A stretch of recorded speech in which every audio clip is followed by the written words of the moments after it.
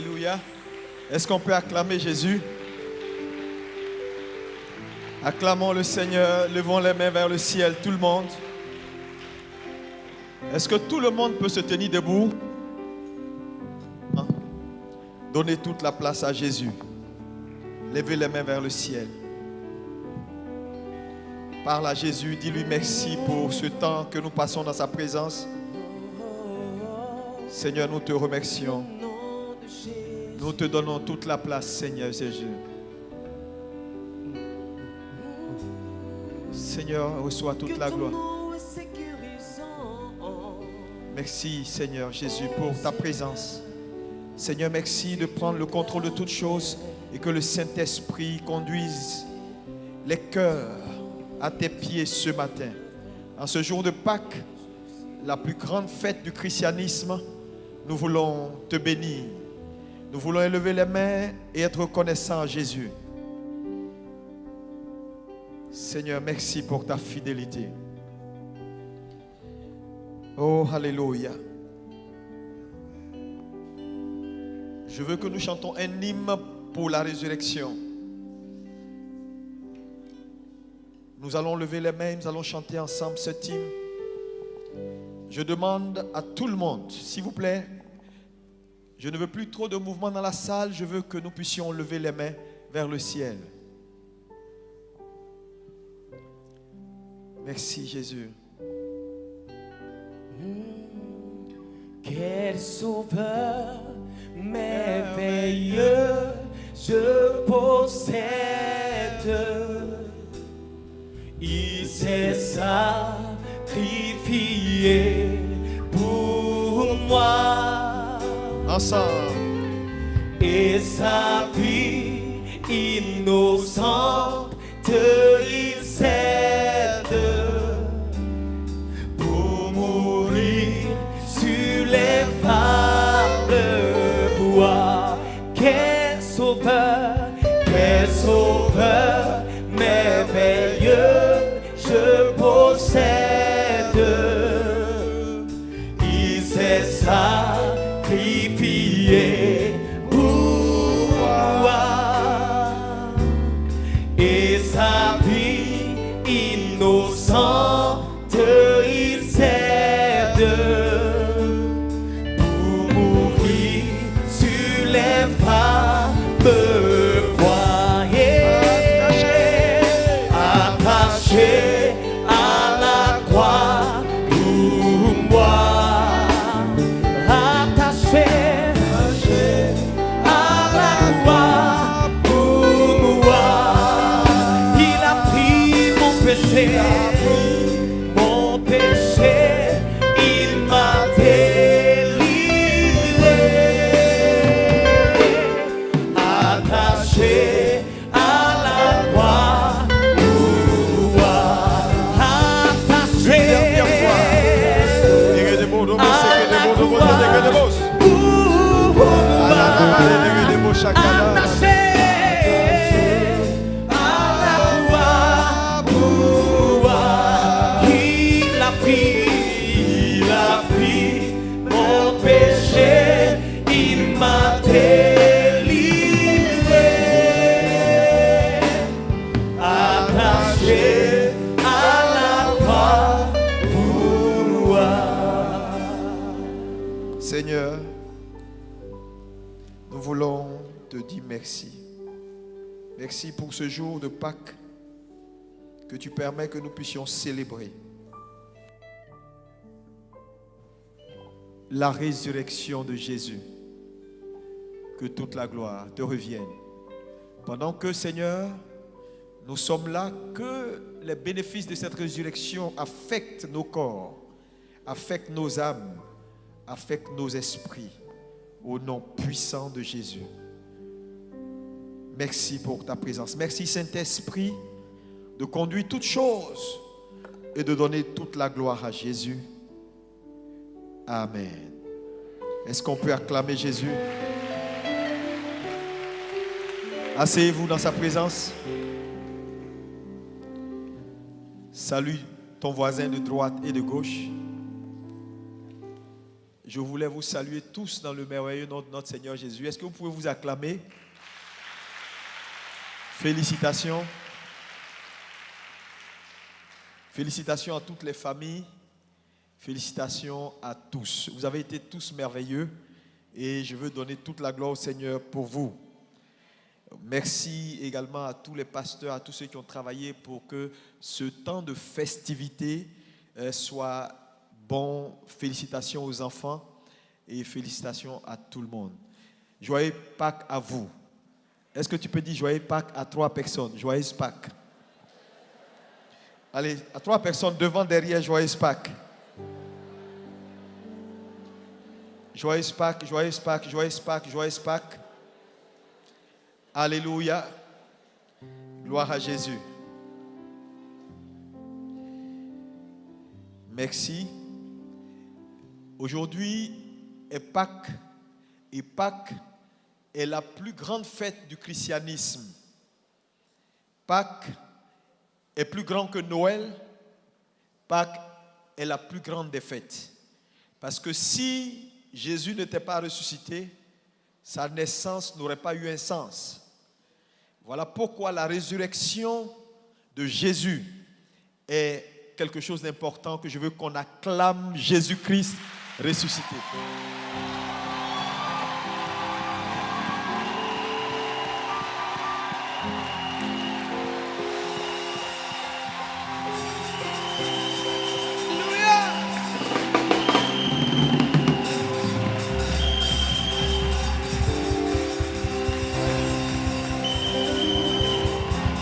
Alléluia.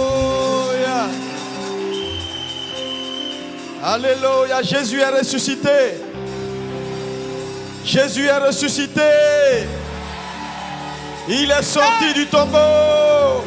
Alléluia. Jésus est sorti du tombeau. Que Dieu vous bénisse. Asseyez-vous. Amen. Il faut célébrer sa résurrection. Nous sommes venus pour célébrer, pour être heureux, mais il est important que nous repartions tous avec la compréhension de ce que Pâques est. Je vais donc en 30 minutes te parler de ce que j'intitule le mystère de la mort de Christ. Est-ce que tu peux dire avec moi le mystère de la mort de Christ? Plus fort que ça. Le mystère de la mort de Christ. Nous allons faire notre première lecture dans Exode 12, du verset 1 au verset 14, pour saisir l'origine de la Pâque, et nous allons aller sur quelques points et nous allons terminer ce matin. On va tous se lever par coutume, prendre nos Bibles dans Exode 12, verset 1 à 14. Nous lisons ensemble. L'Éternel dit à Moïse et à Aaron dans le pays d'Égypte. Oui. Ce mois-ci sera pour vous le premier des mois. Le premier des mois. Donc, pour nous chrétiens, Pâques marque la nouvelle année. C'est-à-dire, aujourd'hui, 21 avril, commence pour nous la nouvelle année, l'année selon le calendrier biblique. Est-ce qu'on peut me dire Amen?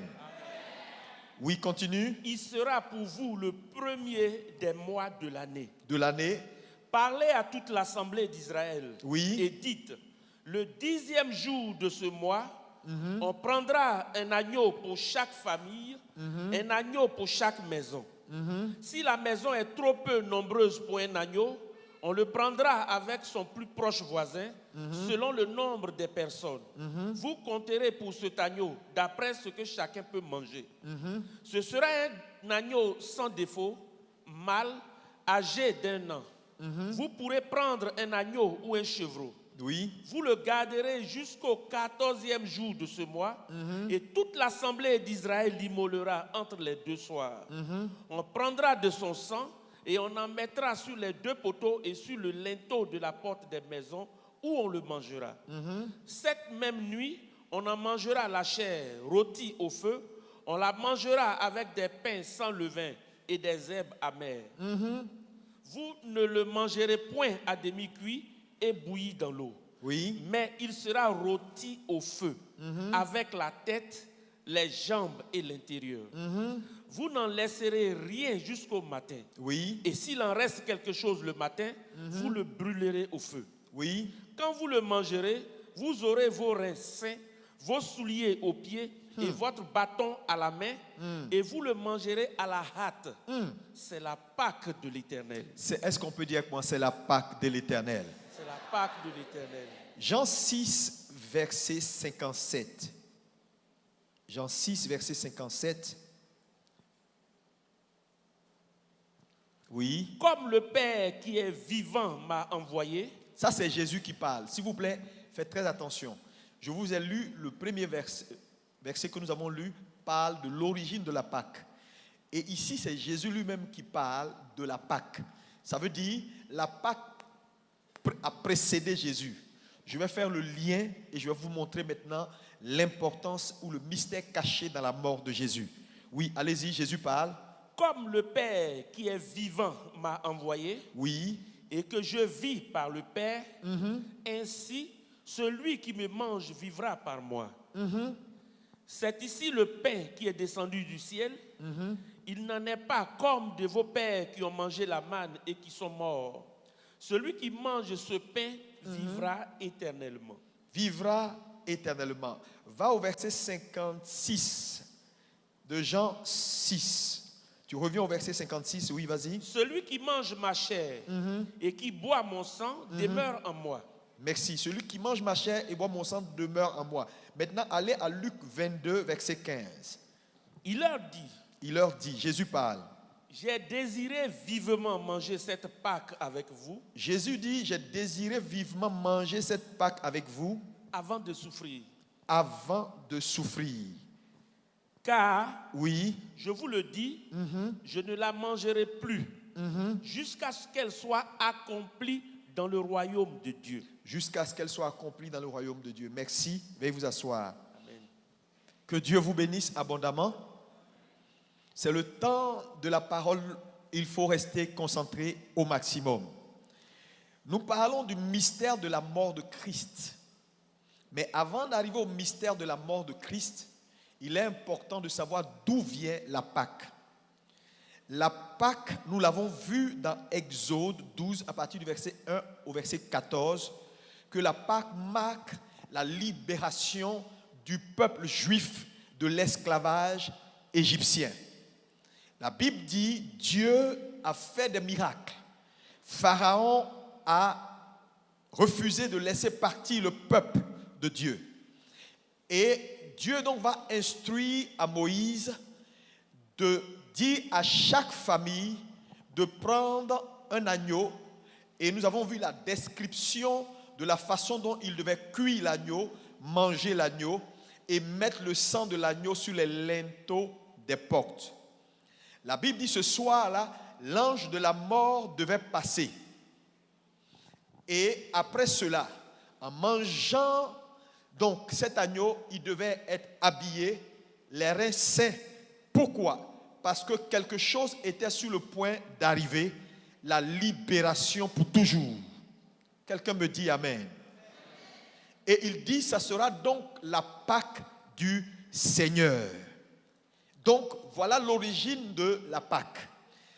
La sortie d'Égypte du peuple de Dieu par un jugement que Dieu a établi sur l'Égypte. Mais, ce que vous devez savoir qui est important, c'est que cet acte de la libération du peuple préfigurait, était donc l'ombre de ce qui devait arriver.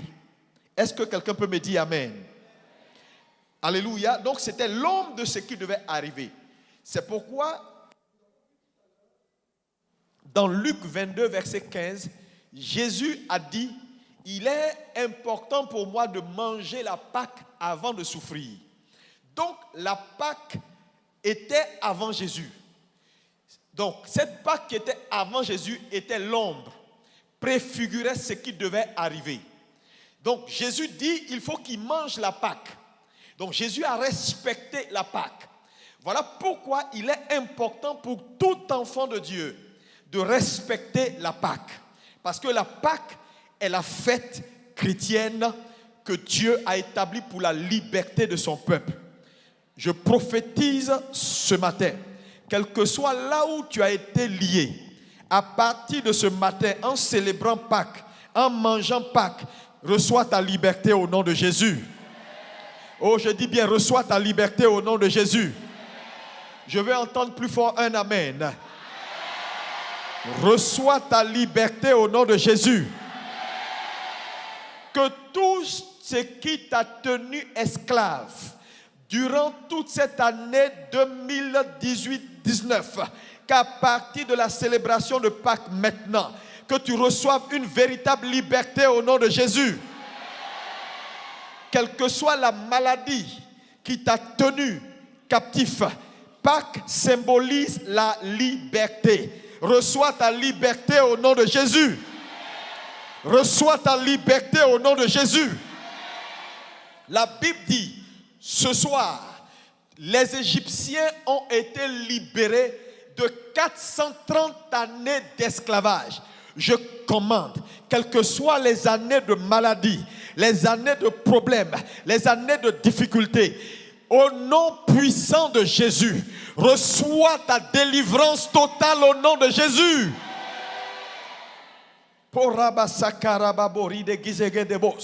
Pâques est notre liberté. Dis avec moi, Pâques est ma liberté. Plus fort que ça. Pâques est ta liberté. Alléluia. Gloire à Jésus. Jésus dit, je dois manger la Pâque avant de souffrir, avant de mourir, parce que Jésus sait que Pâques apporte la liberté. Et là où il allait, il avait besoin de l'appui et de la grâce de Dieu pour revenir de la mort. Je commande tout ce qui t'a tenu captif, tout ce qui a pris ta vie, tout ce qui a établi la mort dans ta vie. Aujourd'hui est le jour de la résurrection. Reçois ta résurrection au nom de Jésus. Vous savez, qu'importe qui tu es, tu as besoin de liberté. Tu sais, je vais te dire la vérité ce matin, en quelques minutes. Je dis, qu'importe qui tu es, tu as besoin de liberté. Parce que l'argent ne peut pas libérer. Parce qu'avant que Jésus ne meure et ressuscite, les gens construisaient des maisons à Jérusalem. Les gens avaient des villas, les gens travaillaient, les gens avaient de l'argent, les gens avaient des positions. Mais ces choses n'ont pas été capables de leur donner la véritable liberté. La liberté dans l'esprit. La liberté pour voir Dieu. Frère, si ton cœur n'est pas circoncis, si tu n'as pas rencontré Jésus, tu ne peux pas avoir la liberté. Qu'importe ce que tu as, qu'importe les positions que la vie t'a données, qu'importe même la santé apparente que tu as besoin ce matin de liberté. Nous avons besoin de liberté. Jésus est venu apporter la liberté. Pâques est notre liberté. Église de Jésus, ne prenez pas à la légère Pâques. Pâques est appelée la fête des prémices. Pourquoi Pâques est appelée la fête des prémices? Parce que Pâques marque ce qu'on appelle les prémices. Et qui est les prémices? Jésus-Christ devient, donc par sa résurrection, le premier-né dans plusieurs frères. Voilà pourquoi la résurrection Pâques est appelée la fête des prémices. Parce que Jésus est celui qui va inaugurer pour la première fois le passage de la mort à la vie. Avant lui, personne n'avait inauguré. Je vais vous dire quelque chose de très important. Il y a eu 7 des résurrections dans la Bible, mais ce n'est pas la même chose. Je n'ai pas le temps d'entrer dans les détails pour vous expliquer. Les résurrections qu'il y a eu dans la Bible étaient des résurrections corporelles. Dans le cas de Jésus, son esprit a été associé à la mort. C'est différent. On dit, ah non, il n'est pas. Lazare a été ressuscité. Non, Lazare, c'est une résurrection corporelle. C'est la chair qui est partie, qui est revenue. Mais Jésus n'est pas seulement mort dans son corps. il est mort dans son esprit.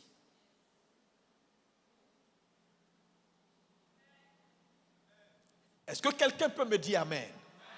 C'est pourquoi je veux que tu dises à ton voisin, voisin, tu es sauvé. Oh, dis-lui, voisin, tu es sauvé. Vous savez, les chrétiens sont les plus heureux. Nous sommes les hommes les plus heureux. Nous sommes les hommes les plus heureux. Malheureusement, peu de chrétiens ont la compréhension de ce que Jésus a réellement fait pour eux. Ils sont devenus religieux. C'est vrai, c'est important de célébrer. C'est important d'être content. C'est important d'acclamer. Mais frère, c'est encore mieux si tu sais pourquoi tu acclames, si tu sais pourquoi tu es heureux. Oh, acclame Jésus ce matin. Alléluia. Gloire à celui qui est ressuscité. Alléluia. Alléluia. Maintenant, je vais t'expliquer rapidement le mystère caché dans la mort de Jésus-Christ.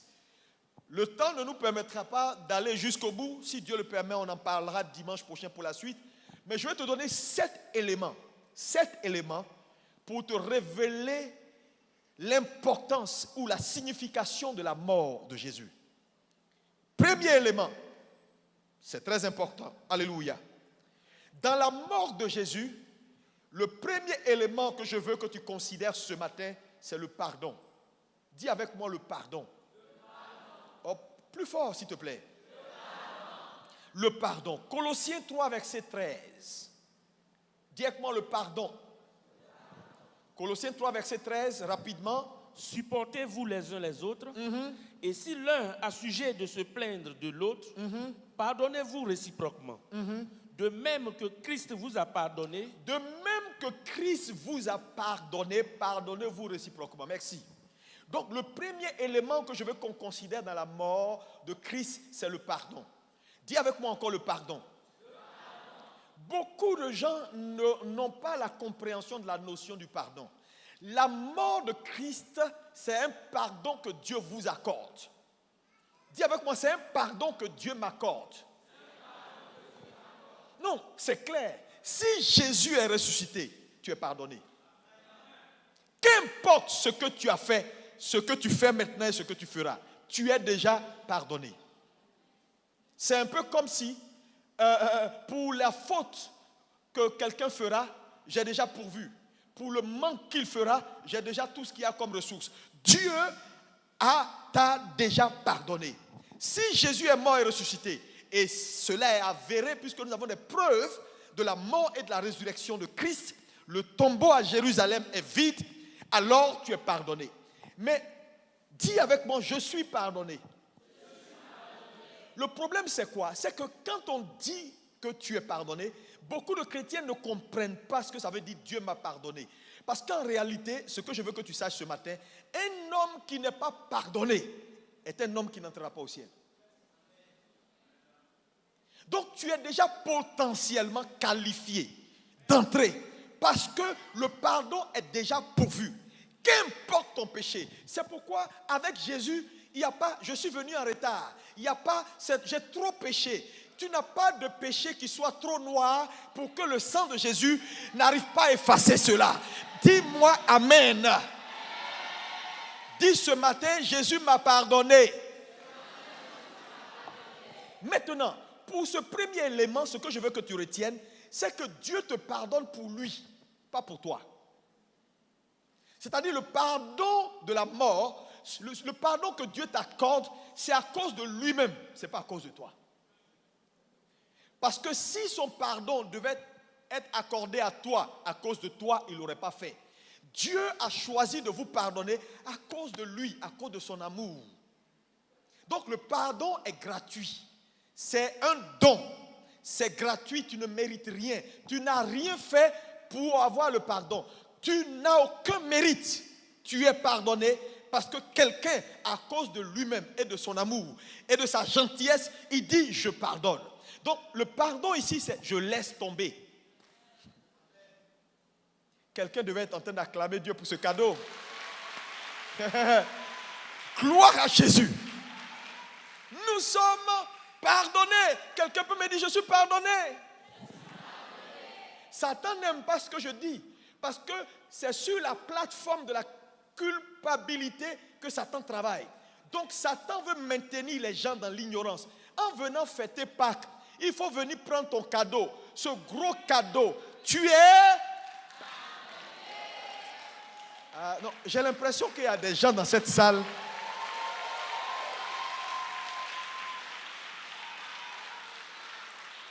Vous qui êtes derrière là, j'ai l'impression que vous êtes venus vous promener. Si c'est de vous, je parle, acclamez pour montrer au Seigneur que vous êtes pardonnés. Tu sais, je prie que Dieu ouvre ton esprit pour que tu saisisses la profondeur de ce que je suis en train de dire ce matin. Je ne prêche pas un message, je dis la vérité. Tu es pardonné. La mort de Christ est un pardon que Dieu accorde aux hommes. Frère, c'est fort. Pour ce que tu as fait, pour ce que tu fais et pour ce que tu feras. C'est pourquoi, frère, il y a la place pour tout le monde dans une église. Et il y a de la place pour tout le monde au pied de Jésus. Le pardon est fait. Dis, je suis pardonné. Et ça ne dépend pas de moi. C'est cadeau. On me fait un cadeau que je ne mérite pas. Mais il le fait à cause de lui-même. Aïe, aïe, aïe, aïe, aïe, aïe, aïe, aïe, aïe, aïe, aïe. Quel Dieu! Quel Dieu! Vous êtes pardonnés. Ce matin, c'est pourquoi tu as un être particulier. Et Satan a peur de toi.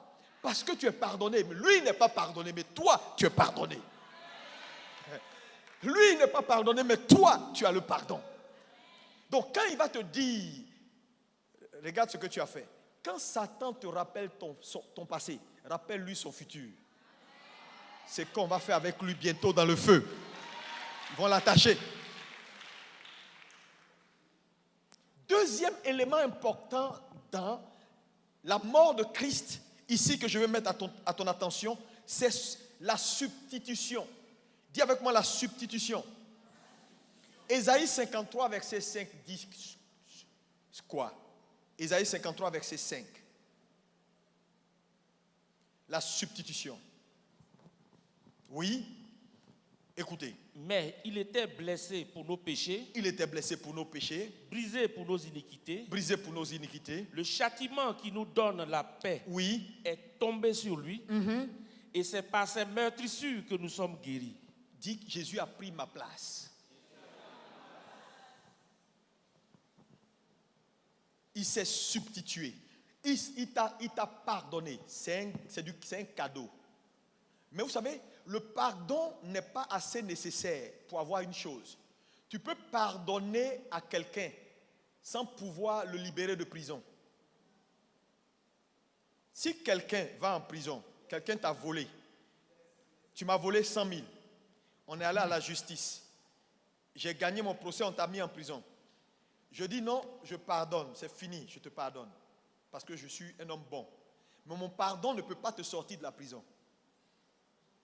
Donc, comme Dieu sait que le pardon est important parce qu'elle nous ouvre déjà potentiellement une porte, mais elle n'est pas suffisante, il décide maintenant de prendre notre place. Il a pris ta place.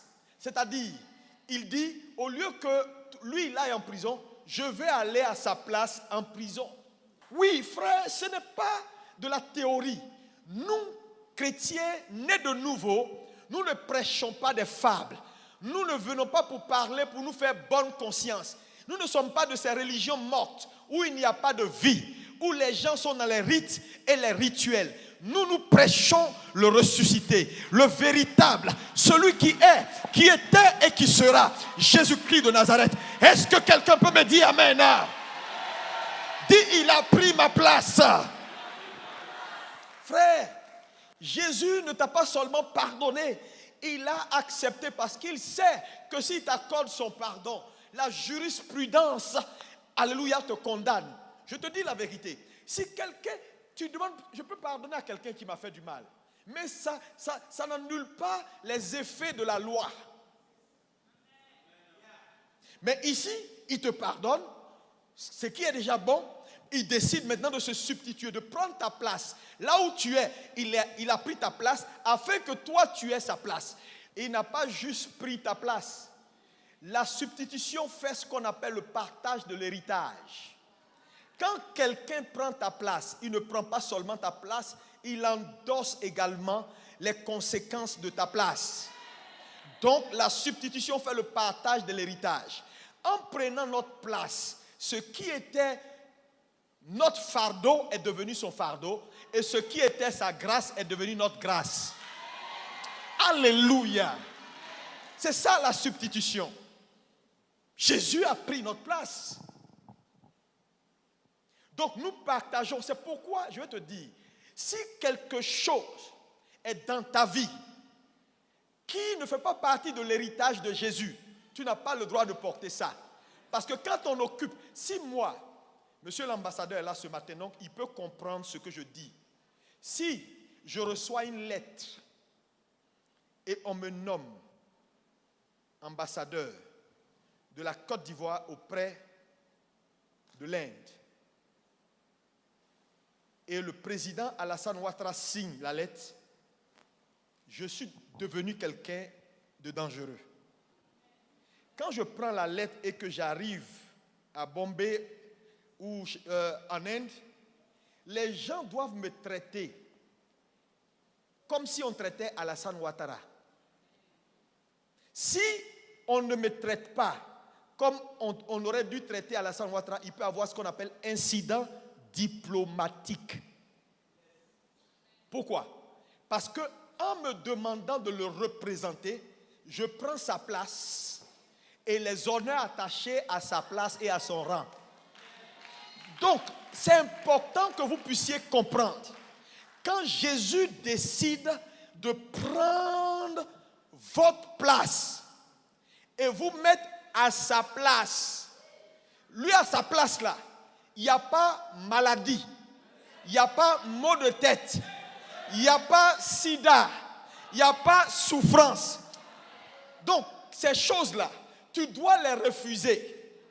C'est seulement un ambassadeur ignorant qui peut venir quelque part où il doit représenter son roi ou son président, et puis on le fait asseoir derrière, et puis il acclame. Ça, c'est un ambassadeur ignorant. Mais vous n'êtes pas des ambassadeurs ignorants. C'est pourquoi il est important de savoir ce qui revient à Dieu, à Jésus, comme héritage. Frère, pour beaucoup d'entre vous, vous souffrez inutilement. Vous êtes en train de vivre une vie qui n'est pas la vie que Dieu vous a destinée. La question, et la vraie question, est-ce que véritablement il a pris ta place? Parce que beaucoup de gens ne l'ont pas vraiment accepté. Parce que si tu l'as réellement accepté, tu comprendras ce que je suis en train de te dire ce matin. Mais regardez l'église. Est-ce que l'église ressemble à vraiment l'assemblée d'ambassadeurs du ciel? Au ciel, on marche sur l'or. Tu es son représentant ici. Il a pris ta place pour que toi tu prennes sa place. Voilà ce que la mort de Jésus t'offre. Une nouvelle position d'ambassadeur. Dis, je suis un ambassadeur de Christ. Peut-être il va falloir qu'on vous fasse des cours de diplomatie pour que vous puissiez comprendre l'Église réellement ce que ça veut dire être ambassadeur.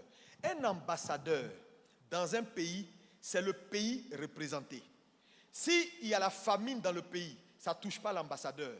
L'eau qu'il boit chez lui à la maison, s'il veut prendre l'eau de Côte d'Ivoire, il prend. Sinon, dans sa maison, tout ce qui est dans sa maison vient de son pays. Vous faites votre... Il n'a rien à voir avec vos affaires intérieures. C'est l'État. C'est-à-dire, tu vas chez l'ambassadeur de France. C'est la France en Côte d'Ivoire. Quand tu entres chez l'ambassadeur de France, les policiers sont français. Tout. Il n'y a pas de douane. Il n'y a pas de droit de douane sur tout ce qui fait venir de chez lui.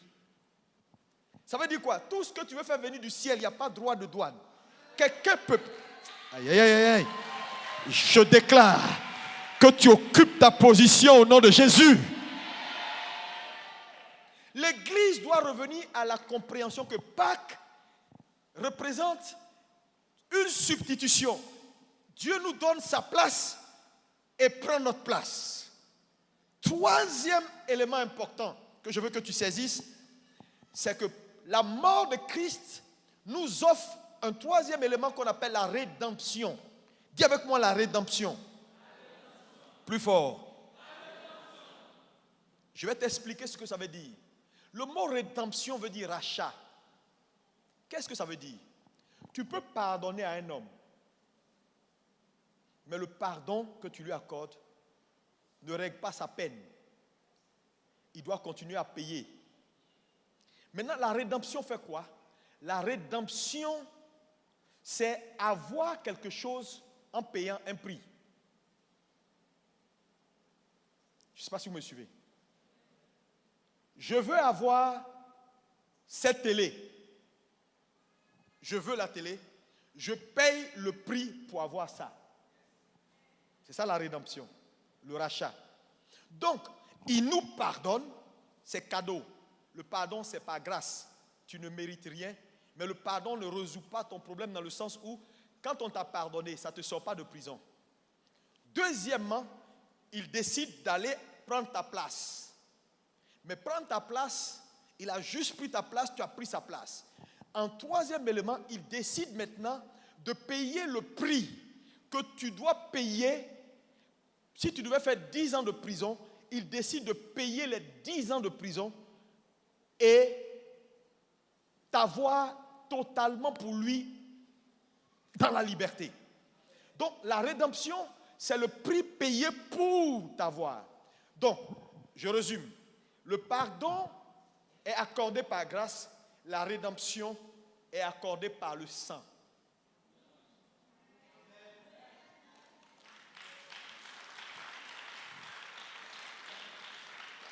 Donc, on gracie quelqu'un, on lui fait grâce, mais quand on veut apporter la rédemption à quelqu'un, on paye un prix. Et le prix ici, c'est le prix du sang. Mais pourquoi le prix du sang en termes de rédemption? Parce que tu ne peux pas racheter quelque chose. Parce que quand on parle de rédemption, et ça c'est un point important que je veux que tu retiennes, parce que ce n'est pas qu'aujourd'hui, le pardon, Dieu le fait pour lui. Mais la rédemption, Dieu le fait pour le diable. Pas pour lui. Je t'explique. Si je dois payer ta voiture, j'ai dit ta voiture me plaît, je veux la voiture. Ce que je vais payer comme prix pour acheter ta voiture ne dépend pas de moi, mais dépend de toi qui as la chose. Donc dans la rédemption, nous sommes dans les mains de quelqu'un qu'on appelle le diable. Dieu veut nous prendre. Donc le prix qu'il paye ne dépend pas de lui, mais de ce que le monsieur qui tient va donner comme prix. Quelqu'un me comprend? Maintenant, dans la négociation, Jésus lui propose de l'argent. Il dit, il ne veut pas l'argent. Il lui propose le sang des animaux. Il dit, je ne veux pas. Maintenant, Satan lui demande, tu veux les hommes, les êtres humains? Il dit oui. Maintenant, Satan lui demande, quand tu les as créés là, tu les as créés à l'image de qui? Il dit à ma ressemblance. Donc, si tu veux les racheter, il faut que le prix que tu vas donner là soit supérieur ou égal à toi.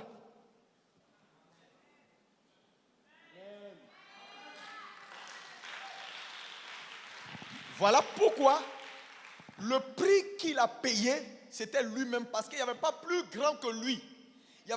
Satan ne voulait pas plus petit que lui. Satan a réclamé lui-même. Donc, pour t'avoir, il a accepté de mourir, de perdre, de donner son sang. Quand un homme vide son sang, il a vidé sa vie, parce que la vie de la chair est dans le sang.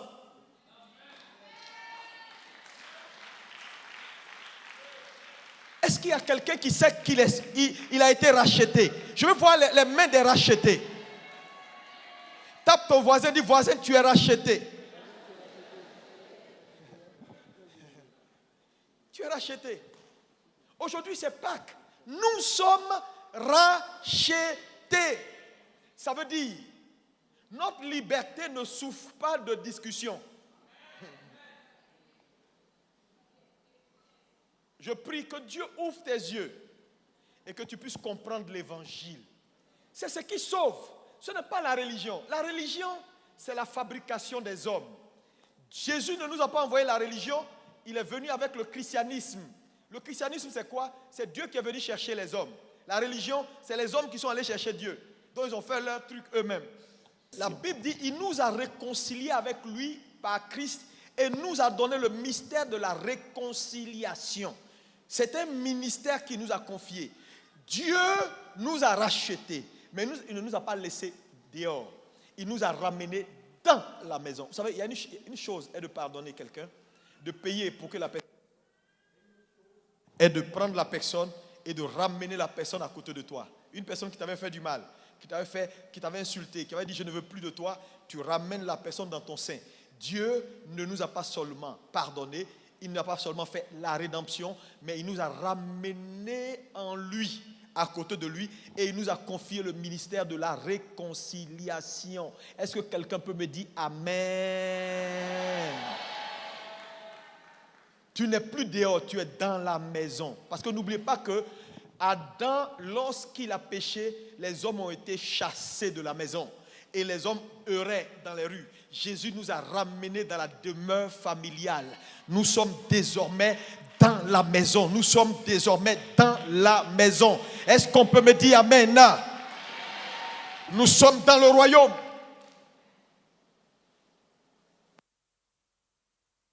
Cinquième élément important dans la mort de Christ, c'est ce qu'on appelle la propiation. La propiation. Qu'est-ce que c'est que la propiation? Le mot propiation veut dire simplement acte d'apaiser la colère d'une divinité.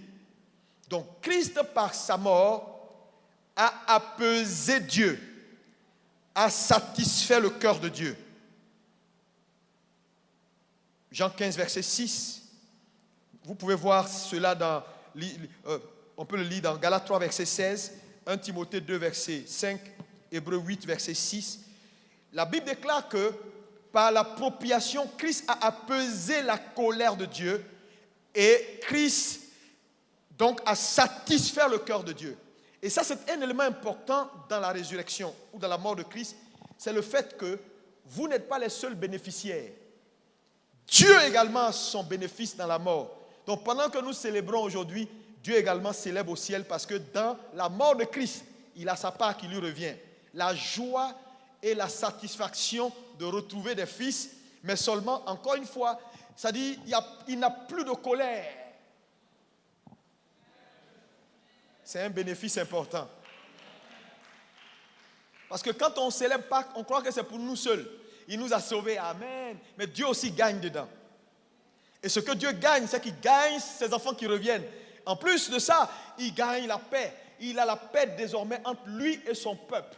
Alléluia. Entre lui et ses enfants. Il n'y a plus de colère. Parce que ce qui était la colère, c'était le sang. Par l'acte de la propiation, Christ apaise le Père.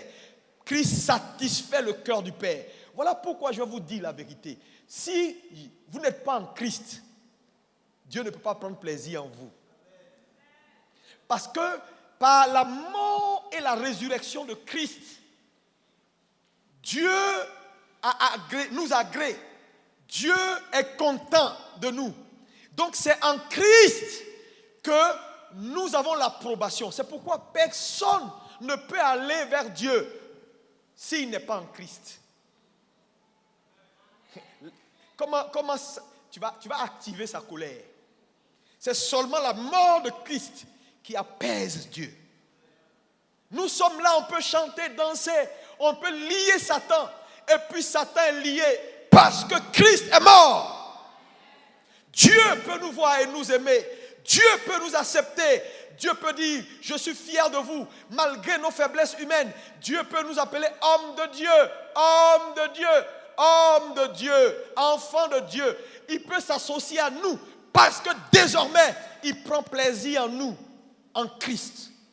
Dieu est apaisé, frère. Dieu est apaisé.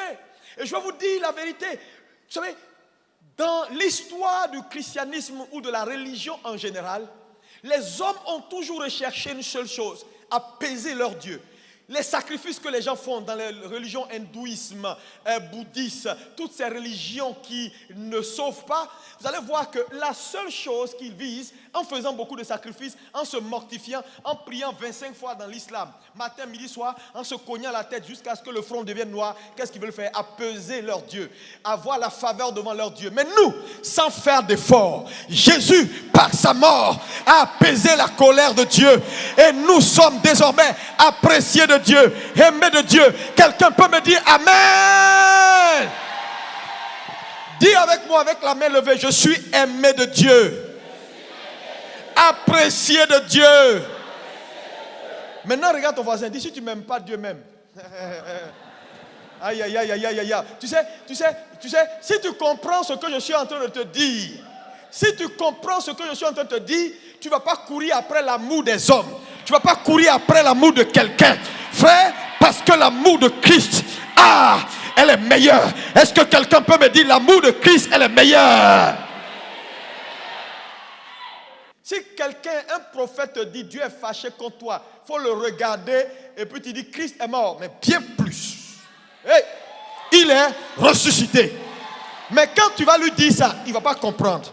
Mais toi tu sauras que la mort, dans la mort, il y a la propitiation.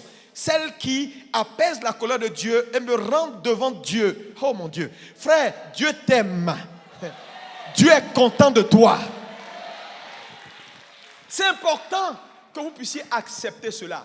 Avant même la fondation du monde, avant même que tu ne sois, il a pourvu.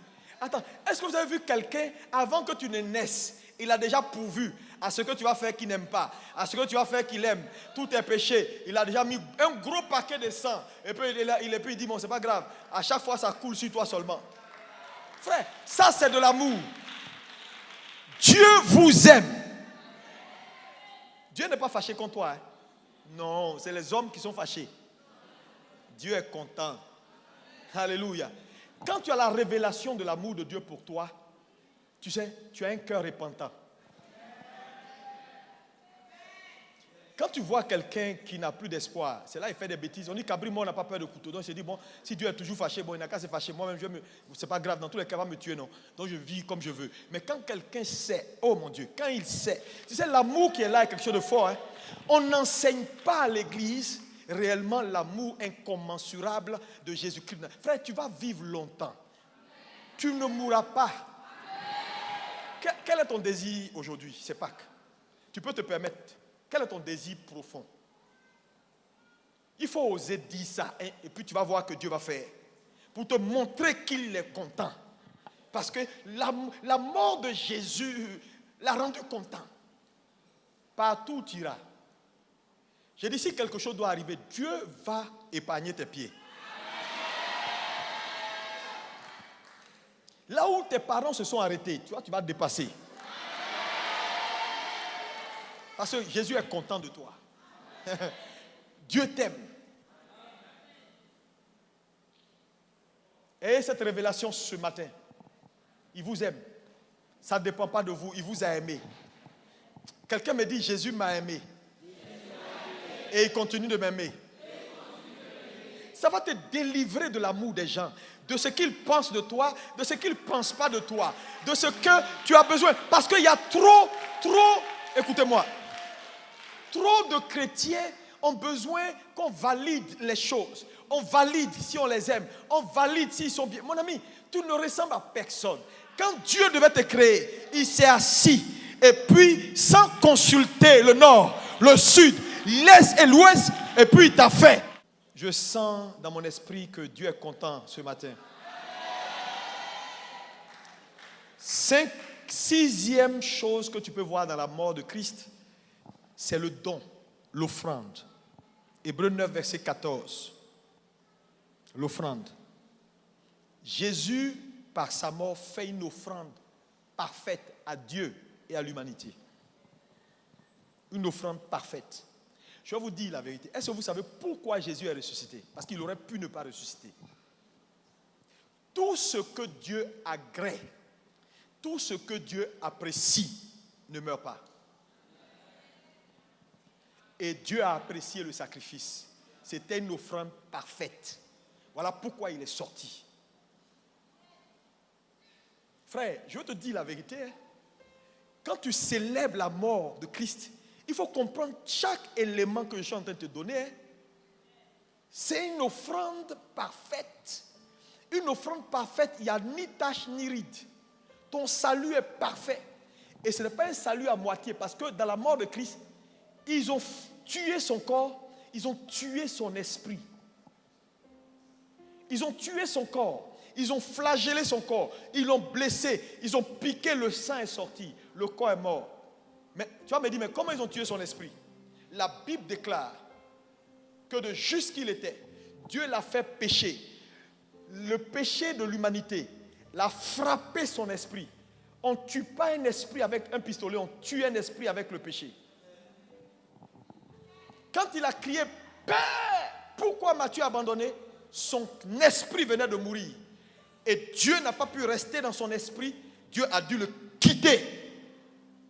Donc, à un moment donné, sur cette terre, Jésus était exactement comme l'imam qui est assis dans une mosquée, mort, qui ne connaît pas Dieu. Dieu l'a quitté. Il est spirituellement mort. Tu peux ne pas comprendre ça. Parce que ce qui n'est pas arrivé à Jésus ne peut pas t'arriver. Si tu nais de nouveau, c'est parce qu'il a initié le chemin de la mort spirituelle à la mort, à la vie. Son esprit est mort. Donc ton salut est parfait. C'est une offrande parfaite. Dis avec moi, offrande parfaite. Plus fort. Je veux te dire ce matin, si tu es là, tout à l'heure je vais faire une offrande. Je veux que tu fasses une offrande parfaite. Tu vas retourner chez toi avec un miracle cette semaine. Tout ce qui est parfait, même si tu ne l'as pas, écris ça, fais un chèque, il y a un TPE qui est là, prends ta carte, mets dans le TPE, mais fais une offrande parfaite en ce jour de Pâques. Je te garantis, aussi sûr que c'est Dieu qui a fait ce jour, Dieu va faire dans ta vie ce que l'argent ne peut pas faire. Frère, vous savez, Jésus a donné au Père ce que l'argent, l'or, tout ce que le ciel contient ne pouvait pas donner. Son offrande était parfaite. Frère, parce que quand il mourait, regardez, il a dit, je vais manger la Pâque avant de souffrir. Mais il a mangé à dessein. Imaginez si Jésus n'avait pas mangé la Pâque, qu'est-ce qui serait arrivé? Frère, il a respecté les règles. Église, je vous dis ce matin, respectez les règles. Quand la Bible dit quelque chose, ne jouez pas avec. Ça peut être simple. Comment vous pouvez comprendre que Jésus qui est Dieu, la Pâque, là, ça parle de lui, mais il décide de manger la Pâque avant d'aller à la croix. Il aurait pu dire, les gars, bon, laissez cette affaire de Pâques là, c'est moi, ça parle de moi. Voilà, faisons comme ça, allez. Non! Aujourd'hui, les chrétiens ne respectent plus la parole de Dieu. Ne respectent plus les règles de jeu. Respectez les règles. Quand la Bible dit que la Pâque est la fête chrétienne la plus importante, ne jouez pas un Pâques. C'est le début d'année. C'est notre nouvel an maintenant, nous les chrétiens. Aujourd'hui, on est en train de faire notre 31. Mais quand c'est pour les païens, là, on est dedans. Sapé, et puis on danse. Hey! Que Dieu nous délivre. Septième. Je vais revenir sur certains détails après. Septième, à cause du temps. La mort de Christ établit ce qu'on appelle la justice divine. Acte 17, 31. Jean 5, verset 24. Romains 6, verset 22. La justice divine. La mort de Christ est un acte de justice. Ça veut dire désormais, Dieu ne fait plus d'à peu près. Parce que la Bible dit, dans Deutéronome, Lévitique 18, c'est l'âme qui pêche qui mourra. Il est mort parce qu'il a pris notre place. Donc la jurisprudence a été respectée. Donc désormais, la mort de Christ, quand on parle de Jésus est mort, il est ressuscité. La justice, ça veut dire quoi? La justice de Dieu s'accomplira dans tout cas. Si tu es un frère, écoute-moi bien, je te dis. Quand la Bible dit ne mens pas, il ne faut pas mentir. Quand la Bible dit ne fais pas, parce que nul désormais ne restera impuni. L'acte de la mort établit la justice. Dieu rendra à chacun selon ses œuvres. Il n'aura plus d'à peu près. La mort est un acte de justice. Ça veut dire quoi? Aussi sûr que c'est Dieu qui a fait cette terre, le bien que tu fais, même si les gens ne voient pas, ça viendra. Dieu est juste. La mort établit la justice de Dieu. Ça veut dire quoi? Dieu te rendra justice pour tout. Ça veut dire quoi? On peut lui faire confiance et mettre notre foi entièrement sur tout ce qu'il a dit et tout ce qu'il dit. Parce que la justice est là pour réclamer. À chaque fois qu'un enfant lève la voix pour dire Seigneur, on lui rappelle que, n'oublie pas que Jésus est mort, hein, donc tu dois le faire. Parce que la mort établit la justice. Est-ce que quelqu'un est béni? Si tu es béni, lève-toi. On va prier. Je veux que tu fasses une prière et on termine ce matin.